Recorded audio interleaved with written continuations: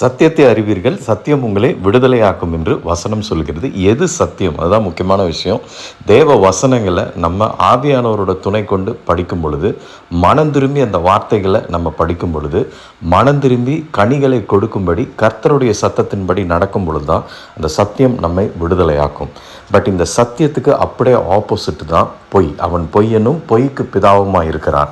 அப்போ அவன் சொல்கிற பொய்களில் சத்தியம் கிடையாது, தன் சொந்தத்திலிருந்து பேசுகிறான். இந்த பர்டிகுலர் வியாதிக்கு தீர்வே கிடையாது, இந்த கடன் பிரச்சனை தீரவே தீராது, இந்த குடும்ப பிரச்சனை, சொத்து பிரச்சனை, கோர்ட்டு கேஸ் பிரச்சனையில் நீ ஜெயிக்கவே முடியாதுன்னு சொல்கிற அந்த எல்லா விதமான கட்டுக்கதைகளை நாம் நம்பக்கூடாது.